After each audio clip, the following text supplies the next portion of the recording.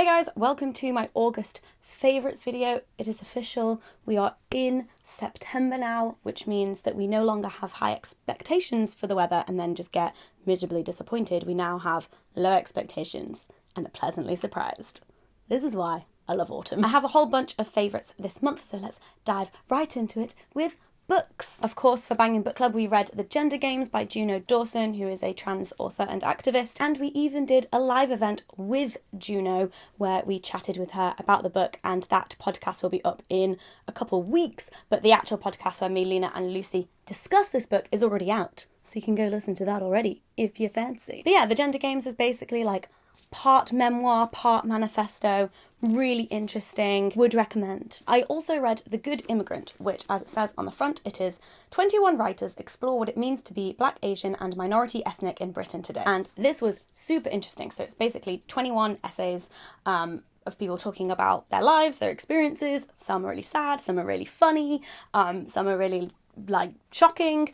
I really wanted to read this and I'm so glad I did, because I feel like being online, I hear and see so much stuff that's going on in the US in regards to race relations and racism that it's very easy to kind of be like, oh, America has a race problem, and think in the UK we're fine. We don't have racism anymore in the UK. We obviously do. Important book. And then the last book I read this month was The Hate You Give by Angie Thomas. Now, I actually had the physical copy of this, but I left it in a waiting room at a train station, and once I was on the train and it was moving away, I realised.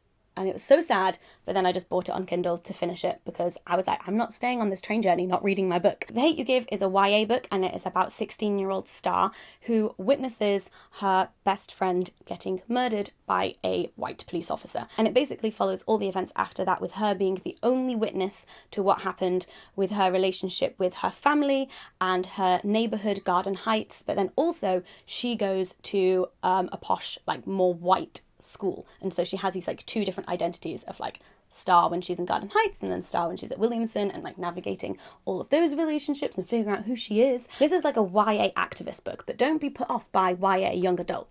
Anyone can read this and everyone should read this. It is incredible. I read it so fast, I just gobbled the whole thing up. But yeah, I'm very sad I lost my physical copy of it, but I like to think that some random person just found it there and picked it up and started reading, and maybe it changed their life. Who knows? So on the day that I'm filming this, it is actually my 3-year anniversary since moving to London after I graduated, and I was hanging out with some of my uni friends recently, and it's so crazy how that was such a long time ago. So this next favourite is sponsored and is incredibly useful if you are starting out at university in September, and it is the NatWest student account. There is the stereotype of the poor student, but there are ways at university to manage your finances so that you can just enjoy things and go to things with all of your friends and feel like you're not missing out on loads of experiences because you don't have enough money. There are ways to do that, and getting a NatWest student account is one of them, because there's loads of perks that you can get from it. So the first thing is the National Express coach card, which you get for 4 years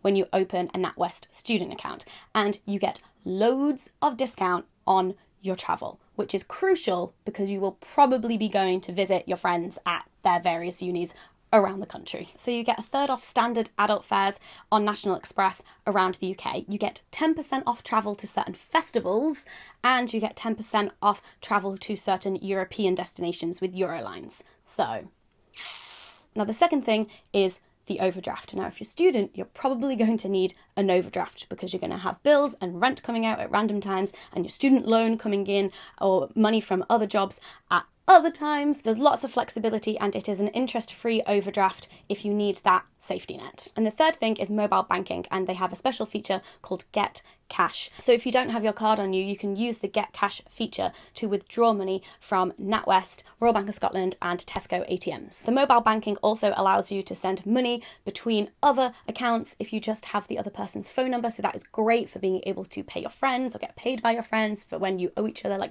little bits of money, which is crucial at university. The amount of times you try and split a bill, It's also really easy to transfer money between your own accounts, and that's especially useful at uni if you do that thing where you keep your student loan in a separate account so you don't spend it all at once and you kind of like give yourself a little bit of time. And it will send you text alerts if you're close to any limits, and that just helps you keep on track of your finances if you're someone who doesn't really check your online banking that much. It's good for it to check in with you. But yeah, that's basically all of the amazing features of the NatWest student account, and you can click the link in the description if you want to sign up or find out more. Best of luck to everyone who is starting out at university this year, and I know talking about money can be a bit boring sometimes, but it is really important, and staying on top of your finances at university can change your whole experience and just make it a lot easier and allow you to have more fun, basically. Okay, moving on to TV shows. Now, pretty sure I mentioned Game of Thrones in my last favourites video, but as of this morning,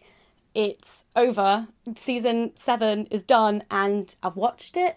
I'm up to date, obviously no spoilers, but I have been watching a lot of YouTube channels that go really in depth about the episodes, and then just also like theories, and then this other YouTube channel that people on Twitter recommended to me, Alt Shift X, I think, and they go into like loads of book stuff as well. And oh my god, I hope The Winds of Winter comes out next year, because I don't know how I'm going to survive for like over a year without Game of Thrones in my life.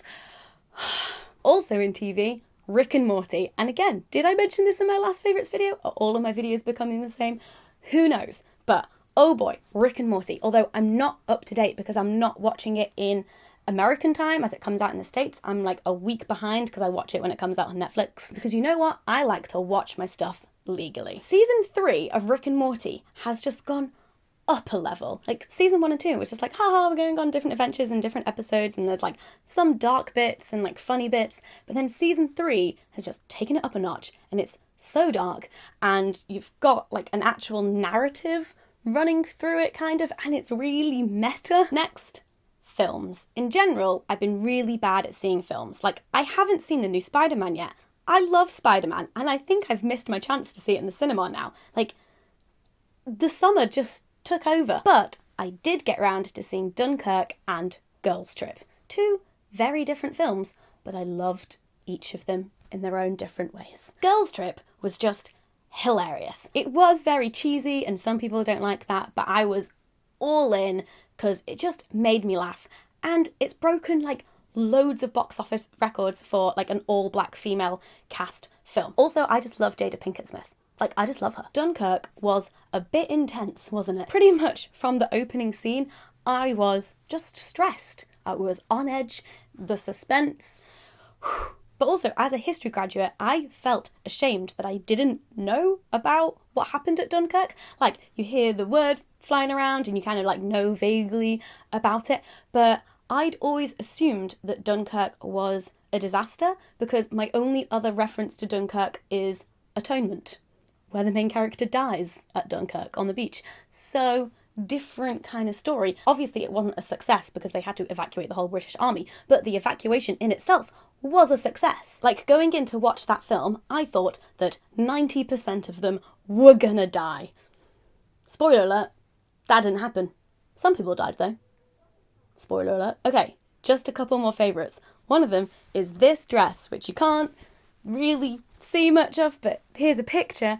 I got this in a charity shop in Brighton recently. It was a very spontaneous purchase. Was just walking down the street, saw this dress on a mannequin in the window of a charity shop, went in and bought it. I realised that summer is almost over and I don't know when I'll get a chance to wear it again, so I'm now going to be wearing it every day until autumn comes, basically. Although it's got quite autumnal colours, so I feel like I might be able to transfer it into autumn wardrobe.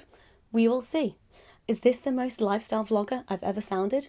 Who knows? It has pockets, which is really exciting. Look. Woo, woo, woo, woo. And my last favourite is Summer in the City, which is a YouTube convention in London, and it happened at the beginning of August this year, and I just love Sitsi. And thank you so much to everyone who came up to me and met me for hugs and selfies and all of that stuff over the weekend. It was just an absolute pleasure, a dream meeting you all. But one of the things that happened at Sitsi is they do the Sitsi Awards, and there's different categories. But basically, you guys nominated me, thank you so much, and I ended up being shortlisted for Book of the Year for my book Doing It, and a series for the Hormone Diaries, and I won Book of the Year. So look at this fancy thing, and I can call myself an award-winning author. Also, Book of the Year was the first award to be announced, so I wasn't sure what the etiquette was about speeches and stuff. So I literally was like up there just going, buy my book. Thank you, seriously. Thank you so much. And thanks to everyone that has bought the book and read the book. All right, that is it. Thank you so much for watching. Please let me know in the comments some of the things that you have been enjoying this month, things that you think that I should check out. Please give this video a thumbs up if you enjoyed it. And don't forget to subscribe because I make new videos every week. Bye.